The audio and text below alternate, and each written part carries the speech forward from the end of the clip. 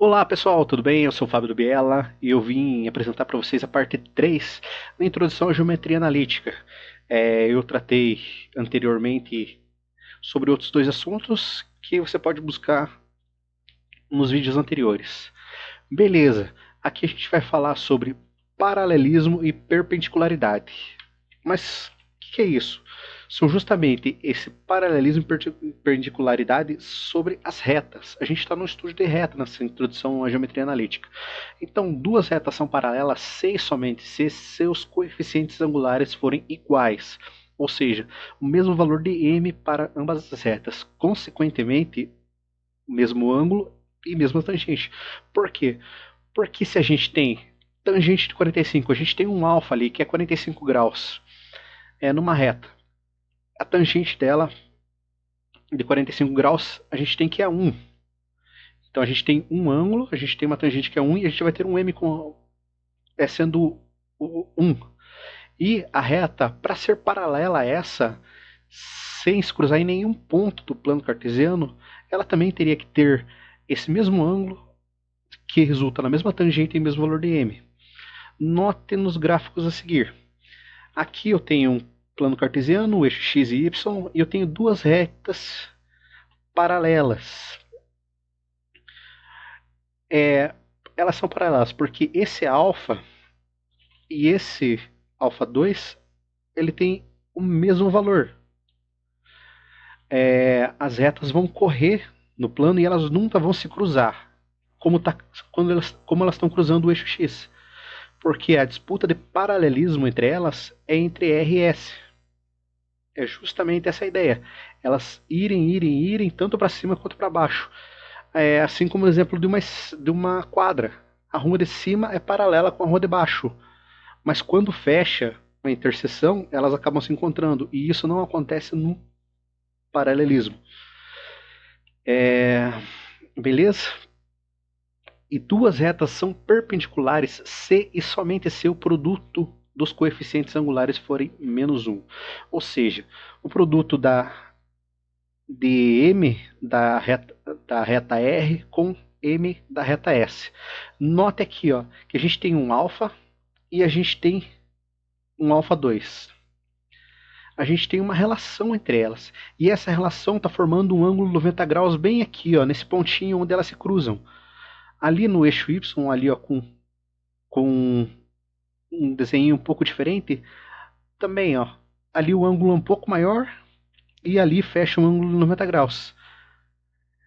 Por que acontece isso? Porque a gente tem a soma de 90 graus àquele ângulo, ou seja, aquele ângulo maior é o ângulo menor mais 90 graus, entende? E quando você faz o produto entre eles, você acaba encontrando menos 1, porque você vai trabalhar dessa maneira. Ó, na figura ali, ó, que nem eu comentei, a gente tem alfa 2 igual a alfa 1 mais 90 graus.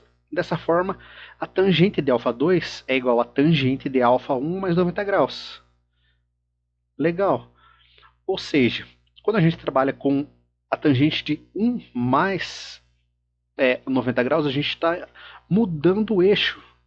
Ou seja, a gente está indo do primeiro quadrante para o segundo quadrante. Na hora que a gente passa para o segundo quadrante, a gente tem o arco tangente representante dessa reta, desse ângulo. Então, pensando assim, eu tenho que tangente de alfa 2 é igual ao menos cotangente de alfa 1.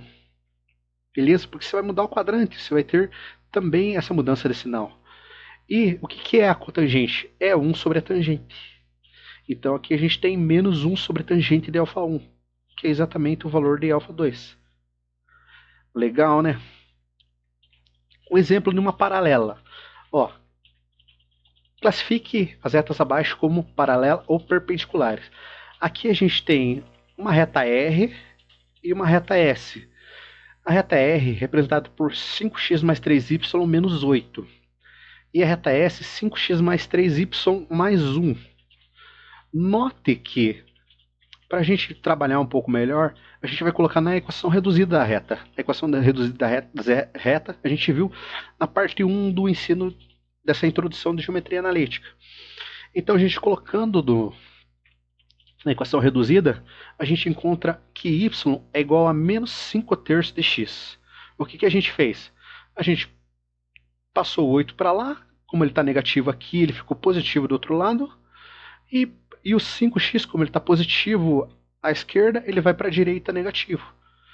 E o 3 está multiplicando o y, então esse 3 passa dividindo todo mundo. Então, como o x está multiplicando o 5, a gente pode deixar separado esse daqui como 5 terços. Ou seja, esse é o valor de m que a gente encontrou. Pensando lá no primeiro estudo da reta, a gente tem que a equação seria y igual a mx mais n. No n a gente encontrou 8 terços e no m a gente encontrou menos 5 terços. Note que na reta S, na hora que a gente isola o y, a gente também encontra um menos 5 terços de x menos 1 terço. Tá, mas o n é diferente. Não importa se o n é diferente. Ela, como a única condição que ela pede, voltando aqui, ó, a única condição que ela pede é que o valor de m seja o mesmo para ambas as retas. E nessa situação, a gente tem m igual a menos 5 terços para a reta R e m igual a menos 5 terços para a reta S.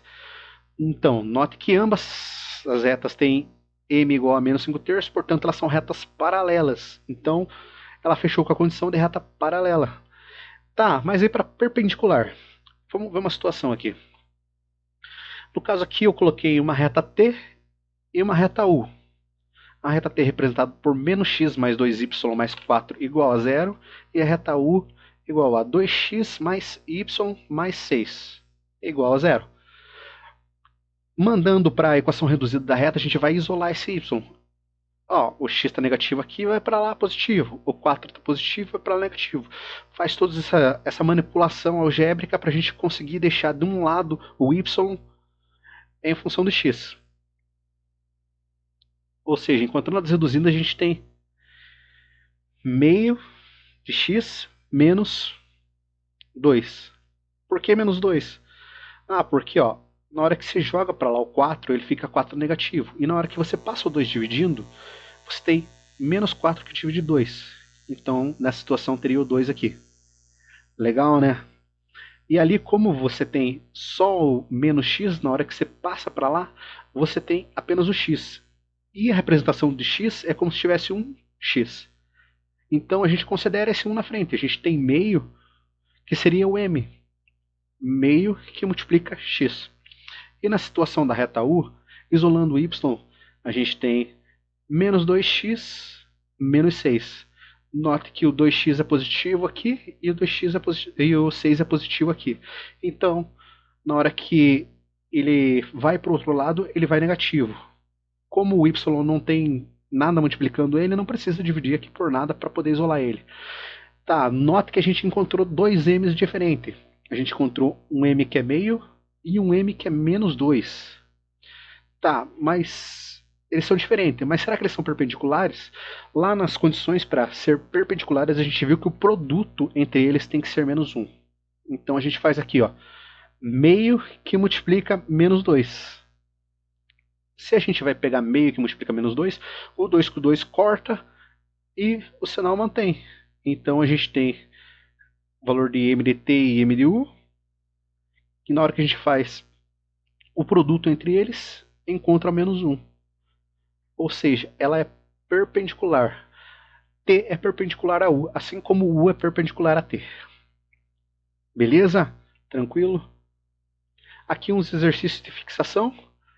Determine o valor de K para que as retas R e S sejam paralelas e perpendiculares. Recomendo que faça esses exercícios justamente para você praticar.